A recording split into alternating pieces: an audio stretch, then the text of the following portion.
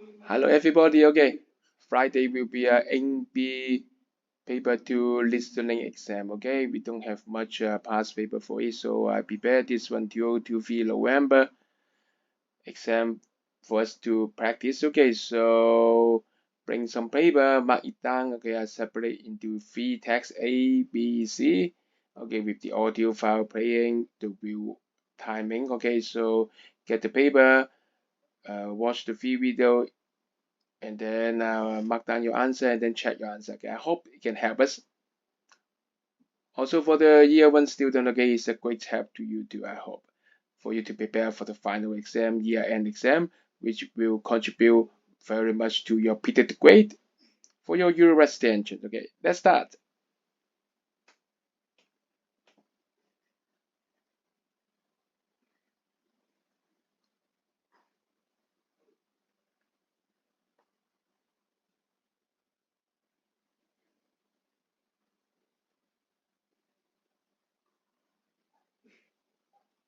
You are going to hear a conversation between two university students, Jenny and Richard, about their views on laws.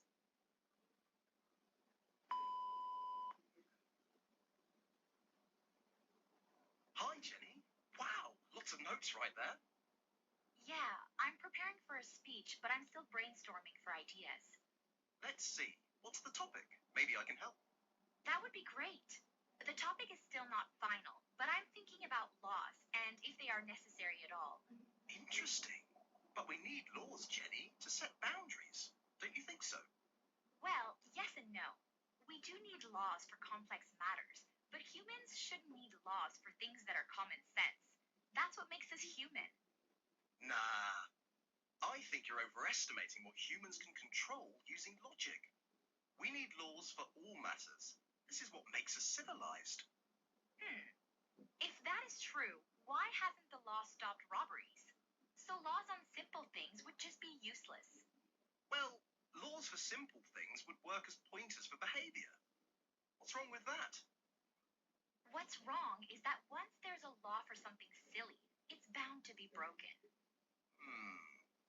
There's some truth in what you're saying, actually. Some people are tempted to do bizarre things just to break the law. Oh, hang on a minute. Let me check this message. I think I'm going to be on your side, Richard. We do need laws for some people's behavior, like to stop you from checking your phone messages during a conversation. Sorry. Back to your speech. I think humans need pointers. Think of something as silly as chewing gum. Do people know the mess it causes? Sure they do. Of course, they do, but there's gum all over the place. So, would you say we need a law to stop this? Are you kidding? Is that even possible? I mean, would a law really make a difference? Oh, yes. In Singapore, there was a ban on chewing gum for over 30 years, and people accepted it. No gum. But you will not like this, Jenny. If a person was caught selling gum, they would be fined up to $100,000. And yes, the law, and the fine especially, made a huge difference. I mean, even though chewing gum is no longer banned in Singapore today, you're unlikely to see anyone there doing this in public. I doubt it was the law or the huge fine that made the difference. I prefer to think of humans as free beings who can make choices about their behavior. In fact, there is something better than laws called a nudge, which is when choices are presented in a way that encourages better actions rather than forcing particular options on people. Like those signs that say, "Thank you for recycling your shopping bags." Oops, sorry, Jenny. I need to answer this.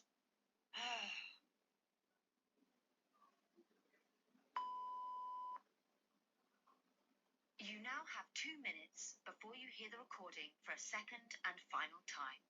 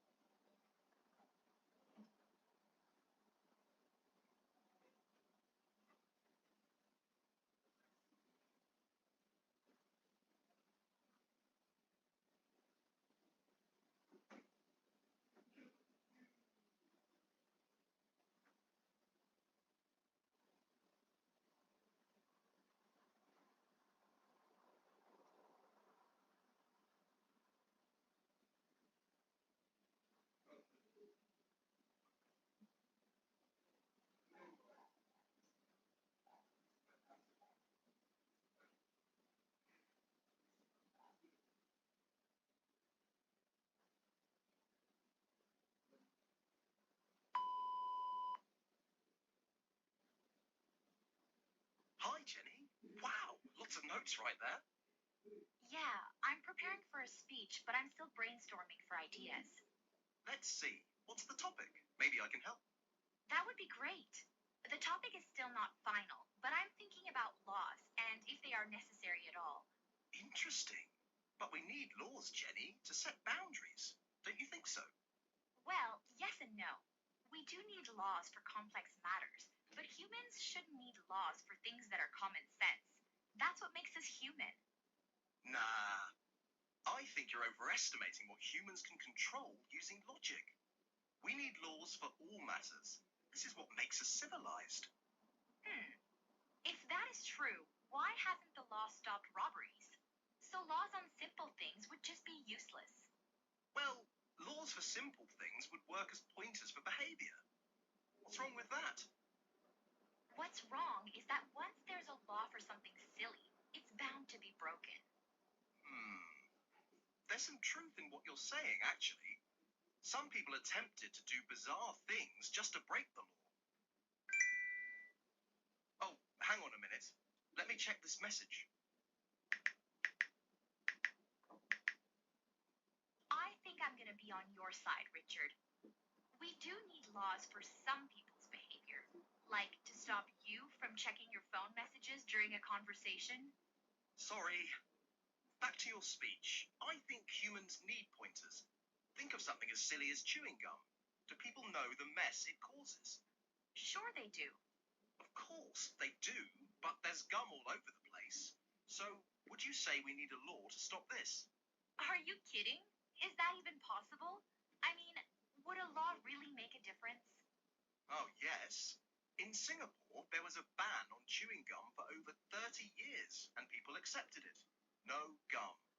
But you will not like this, Jenny. If a person was caught selling gum, they would be fined up to $100,000. And yes, the law, and the fine especially, made a huge difference. I mean, even though chewing gum is no longer banned in Singapore today, you're unlikely to see anyone there doing this in public. I doubt it was the law or the huge fine that made the difference. I prefer to think of humans as free beings who can make choices about their behavior.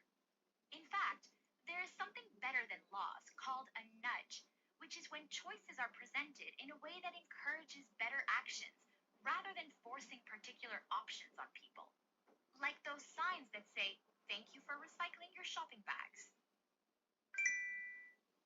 Oops, sorry, Jenny. I need to answer this.